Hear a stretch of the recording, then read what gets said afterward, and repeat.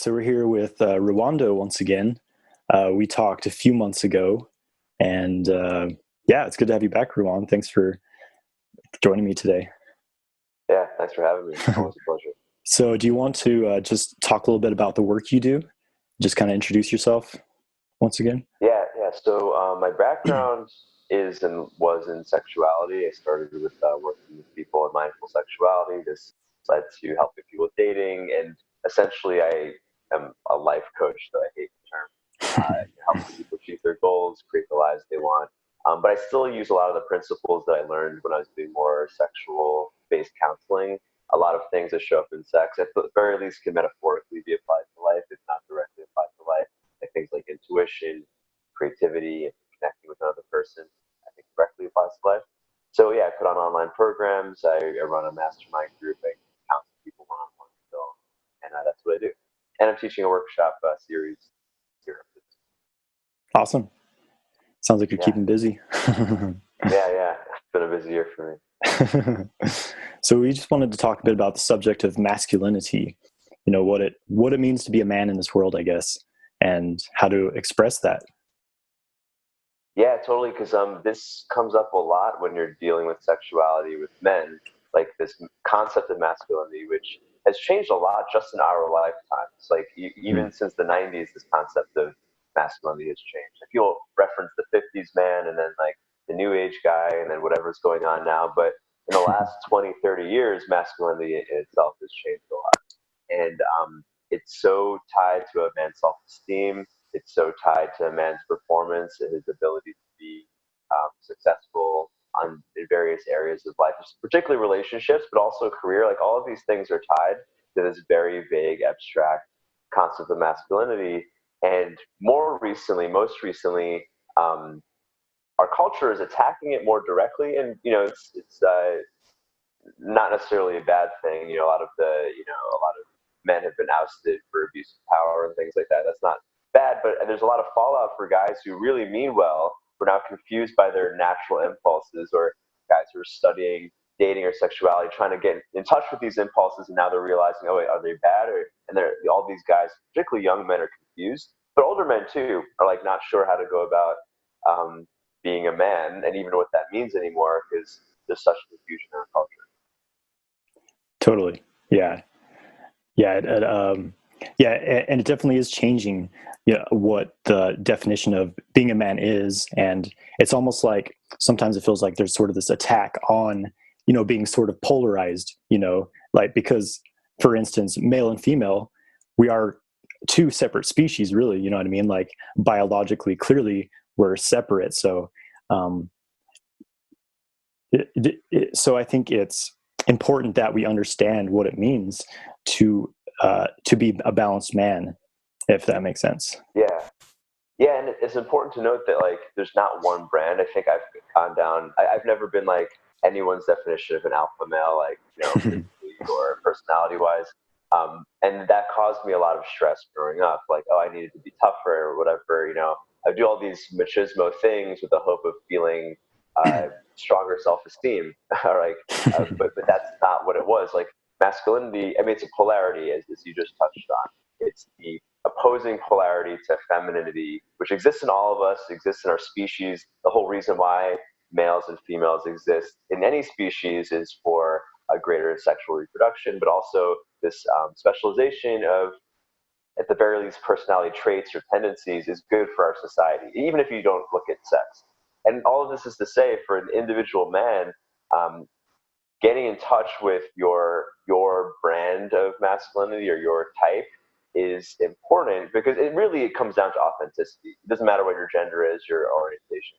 It's your authenticity. But for a man, a biological male or a guy, whatever, anyone who identifies with masculinity, it's important to know what it is, as opposed to falling into traps with either the older paradigm of the tough guy, the brawny man, which may or may not resonate with you, or this new kind of perverse type of male that is becoming common in our culture, like this basically a not masculine man, like an androgynous guy. Like that's not beneficial to anybody. That's like castrating a bull. Like it's just taking away what makes, like you said, the species of male, and now you just have like a sterile lump of person as opposed to something real. Yeah, totally. And I like the point you made. It like the definition of masculinity might be different for everyone. Everyone has their own unique expression of this, any man. And so I think it's really about finding what that means to you and how you can express that to the world. Yeah. Yeah, and with all the abstractions around masculinity, like I really wanted to dig into the biological side because there is, biological basis. Male, you have sexual organs, you have an XY chromosome set. And one book that I recommend to guys a lot is The Virility Paradox by Dr. Charles Ryan. Like it's about testosterone, and it cites all these studies about how testosterone affects behavior, and basically all of our stereotypes around testosterone and manliness are basically true according to this book. Like aggression and hyper focus, and even in like tantra, for instance, there's this idea that the masculine essence is single focused and like wants to complete tasks. And according to the clinical studies in this book, that's actually true. Like the higher a person's testosterone is, the more likely they're going to filter out their environment and focus on goal accomplishment. And this is to say that if someone wants to explore his masculinity, there's certain things that are very useful. One being stacking wins, like the feeling of winning is very important for testosterone production, as cited. Which is really interesting. Like even watching a sports match, even if you're not playing, if the team you identify with wins, you have a boost in testosterone, which I thought was really interesting. And if your team loses, you have a drop, which is why on Monday the guys whose team lost during the football season they're usually depressed, right? And it's like seems silly, but like no, there's actually like various biological reasons for that. Yeah, I mean, everyone's masculinity can be different, but there's certain things that if you're going for that polarity that are kind of true for everyone. Winning is one. I mean, there's a bunch of things.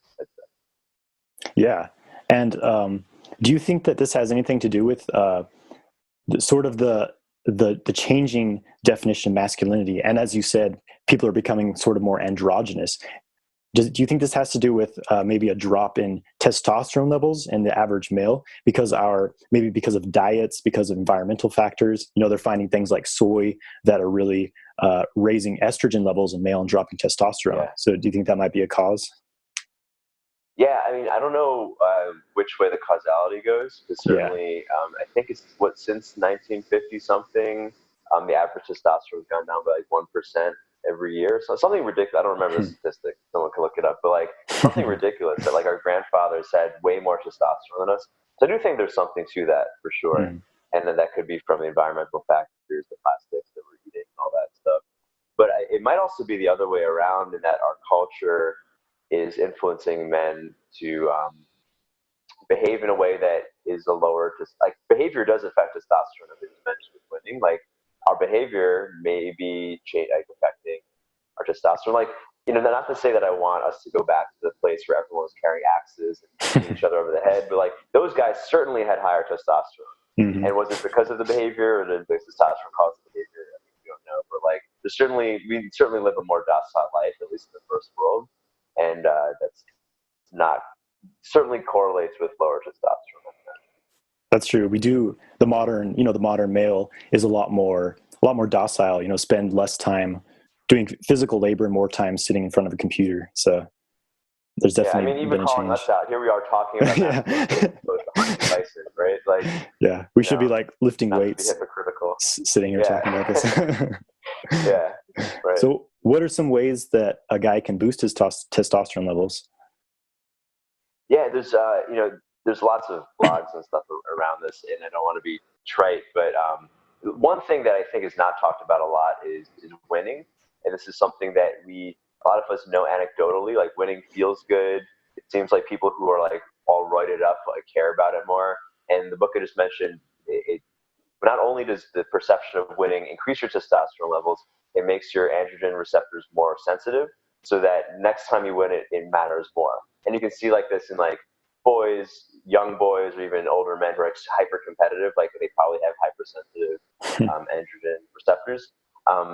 But then there's other things that I think are more well documented. Lifting weights. I think resistance training is so important for for male self-esteem, like whether or not it actually boosts your serum testosterone levels, that's a huge opportunity to win. Because I find like with a lot of guys who feel defeated or like don't know what to do with their lives, or like they always feel like they're losing, or the world's on their shoulders. If you lift weights, or it doesn't have to be weightlifting, it can even be something more feminine like yoga. But if you do something physically with your body over and over again, you'll see a change in your physical flesh, and there's no way to deny that your work hasn't had an impact, if only on your body, however many pounds or kilos you weigh. If only there, you can see directly in the real world that your work has made an impact on something.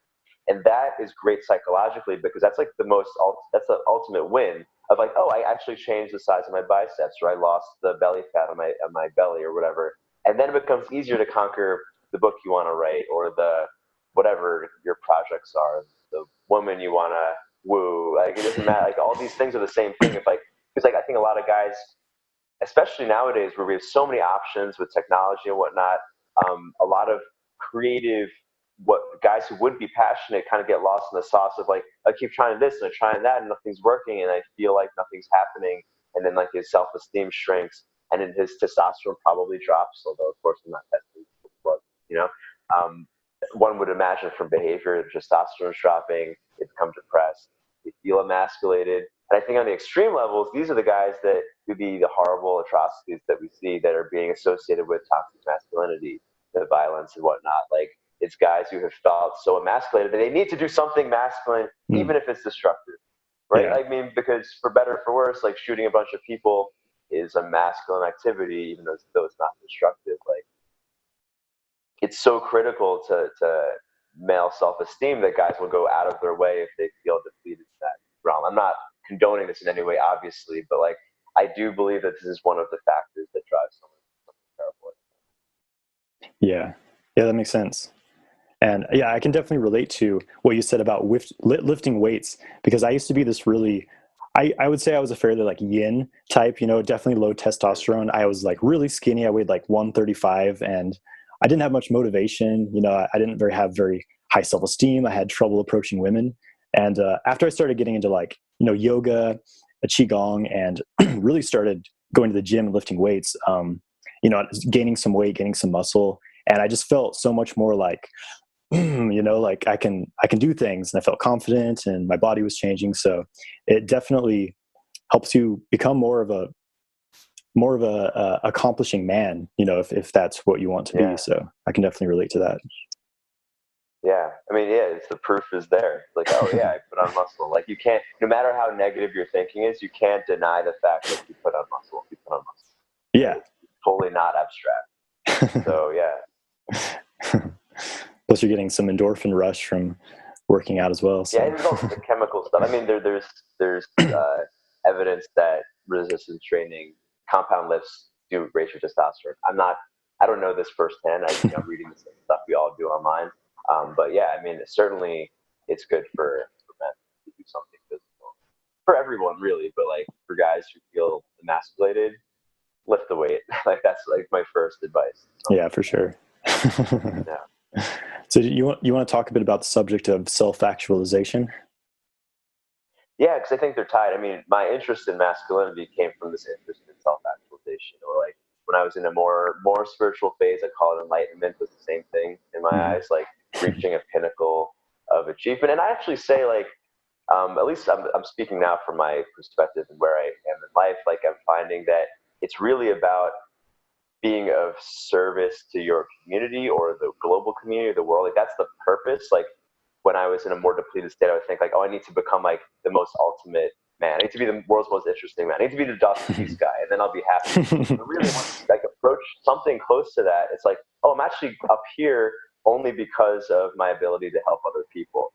As the Dostoevsky guy, I mean, it's a silly example, but as the Dostoevsky guy motivated me to be a more interesting person, and that's the whole point of getting up there, being a, what would be a tribal elder, Mm-hmm. ancient times is now something that can be facilitated through media, whatever. I'm going off on a tangent, but self-actualization is like a way to cover the goals of feeling like a complete person in this lifetime. And yeah, and for men, for masculine men or men who are drawn to masculinity, you can't really achieve that without tapping into those primal sexual in the sense of male and female drives, because that's yourself. Yeah. It's part of yourself. Yeah. Your physical self. That's the root of it. Yeah. Instinctual stuff. Yeah. Yeah. And when you feel like you have a purpose in the world and you are serving the world, and when you're working towards that and accomplishing that, then that gives you that, that winning feeling, and definitely boosts your confidence and your motivation. Yeah.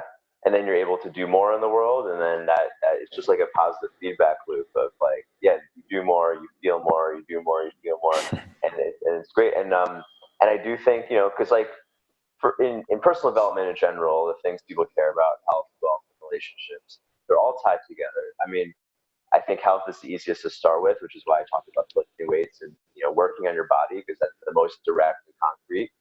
But yeah, you could say relationships are next, or wealth is next. But these are the places people have desire, but also the most stress around. And they're all related in that winning in one thing helps you win in other things. And helping other people in one area, or serving other people, giving value in one area, gets you what you need. So this is to say that whatever a person's stressed about, that's probably what they need to focus on, and you can stack wins in anything. And because of like with the sports match thing I mentioned with winning and how like subjective winning is, I always recommend to guys that they make their parameters for winning really small. Like if you can't, I mean, I'll use writing as an example. If you can't write that novel, commit to writing a page a day, because that page will be your win. Check off the win. And then even if a page might, or like a sentence, or there's all different. BJ Fogg, has like all this research on motivation and habits. Like making this the small win, just giving yourself the feeling of winning will spike dopamine, increase your testosterone levels, and make it easier and more motivating to win tomorrow, which might be 2 pages, or a new set of weights, or like talking to twice as many women, or whatever your goal is. And while I do think, back to self-actualization, if you do have a spiritual take on life, I do think that life is more than just checking off goals. It's not about bucket lists. Like there's no amount of money that'll make you happy, no level of body fat that'll make you happy, whatever. But in the process of chasing these goals, I do think that's where you find happiness. I do think you do find happiness when you're in the gym trying to get to 8% body fat, or whatever that arbitrary goal is, or your 300-pound deadlift, or who cares what it is. In the process of that is where you find joy and meaning in life. Yeah, totally. It's those like small steps every day that you're constantly working towards something, and have some clear goal of what you're trying to accomplish. Because so many people in this world are just kind of floating around, without a purpose. They don't really know what they want, and they're not getting anywhere. And then they wonder why they're stuck. So it's really important to have a clear distinction of what you want in your life. Yeah, and after you win a game, you just pick a game, right? You win it. After you win the game, you can be like, okay, maybe this is not the best thing. Okay, now I have X amount of money.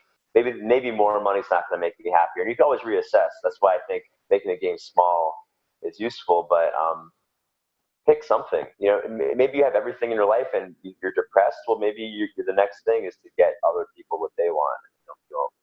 Feel more sense of purpose. Like we're social animals, so like we have to interact with the rest of the world. We have to bring value, whether we're trading it commercially for money, or for other resources, or something else. But like we need to interact with people. Community is so important. So actually, those are 2 things I say for guys with to move towards self-actualization, higher self-esteem, winning, and community. And I actually bring this up for last time we spoke about like arousal control.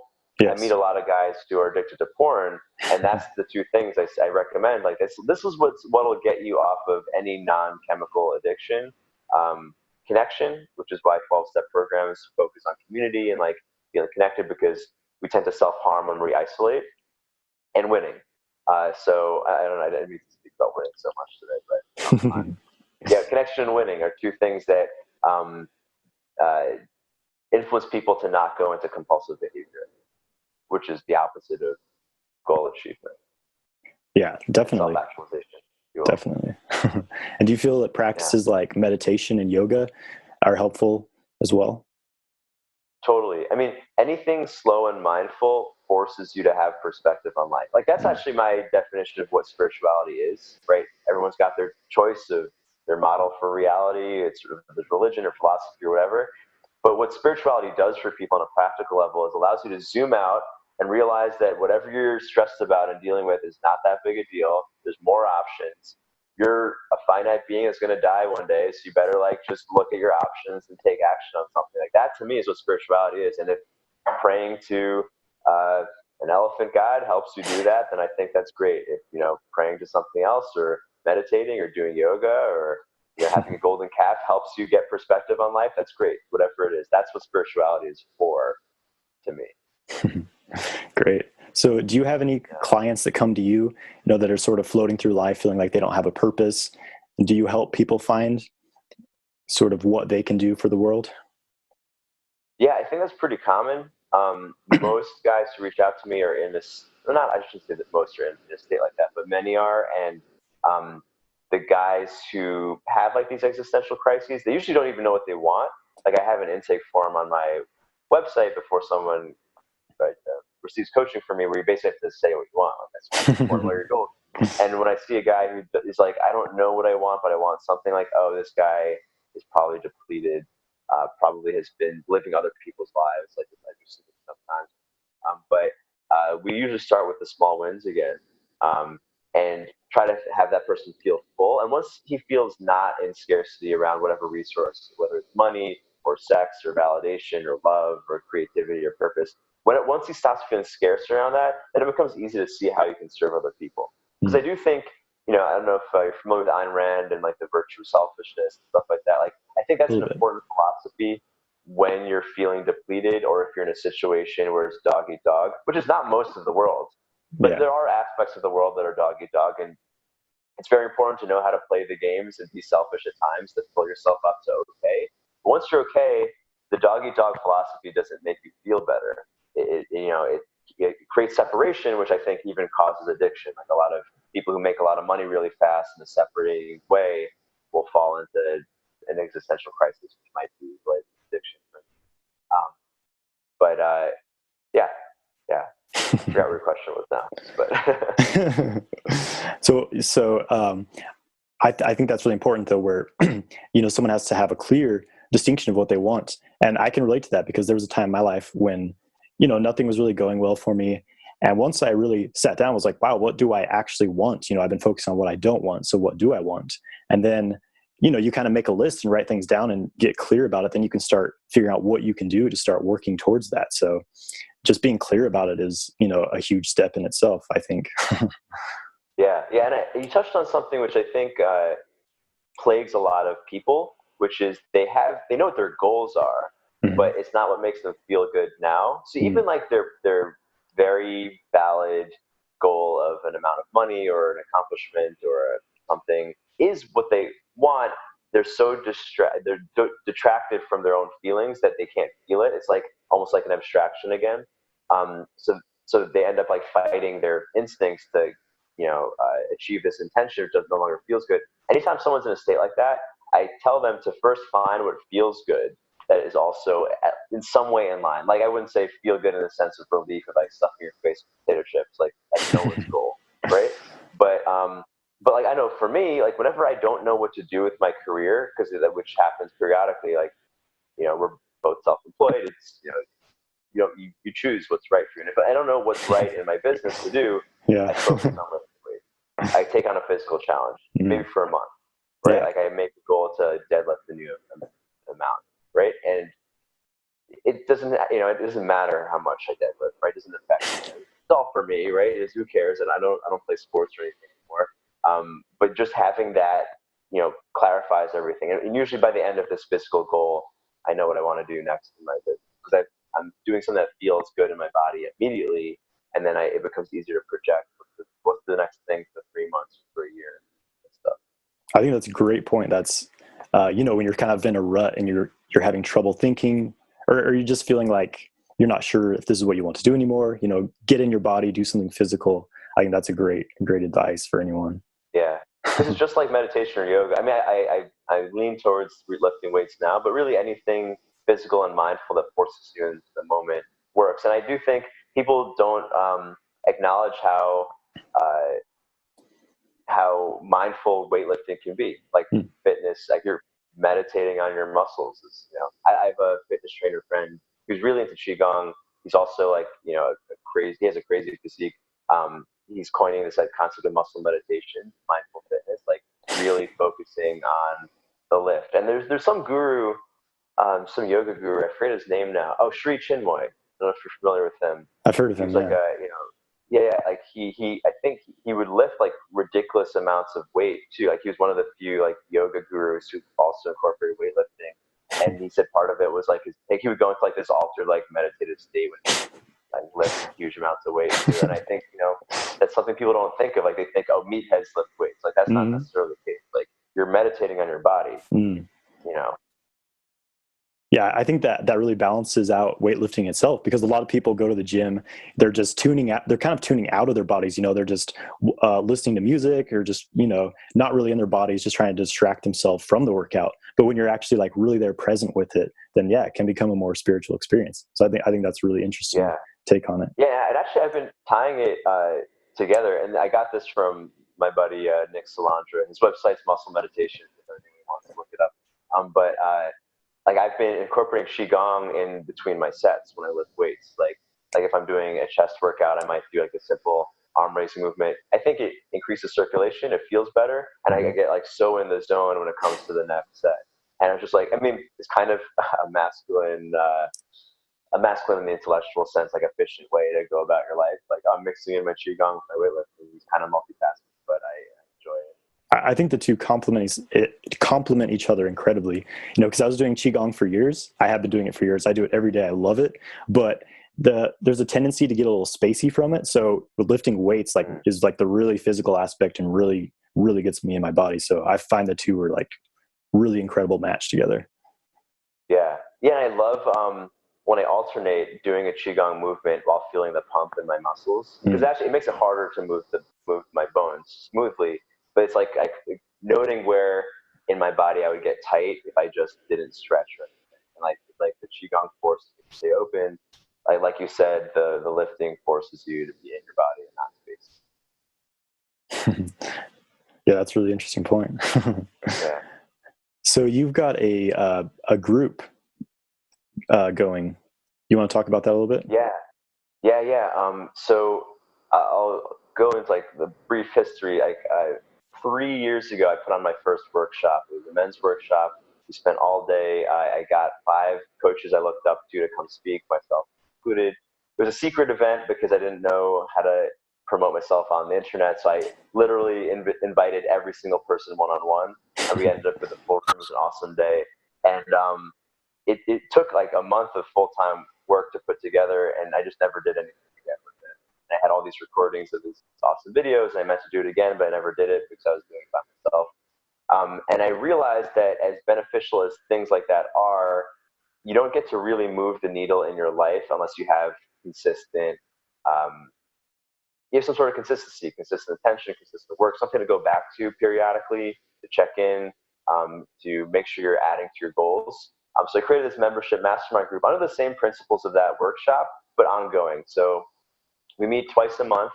Once a month, there's a group coaching call where we clarify goals, and make a strategy for every month for each person in the group to stack their wins, essentially. And obviously, the connection piece is tied into the group itself. And then we have another call where every month we have an expert on a given topic that the members vote on, that will contribute to their skill set in life. So last month we had a friend of mine. He's a World Series of Poker professional poker player, but also cryptocurrency hedge fund manager, talking about with the wealth mindset, money mindset, wealth building practices. He was on our expert salon last month. This month, actually, we have, I mentioned his book, The Virility Paradox's author, Charles Ryan, on to speak about testosterone. The following month, we have Tom Edge Harper, who's an expert on hypnosis. He's going to talk about self-hypnosis in your game. So every month we have a place to learn some skills, but also a forum for essentially getting coaching, but specifically directed at achieving goals every month, which it's a men's mastermind. So we do focus on masculine principles, but getting each person to find their own brand of masculinity. Like I'm no alpha male in terms of people's generic things, but I do feel very in touch with what masculinity is for me, and I want other guys to feel that as well, for the purpose of self-actualization, which is what we're talking about here. Yeah, perfect. That sounds great. When does the group start?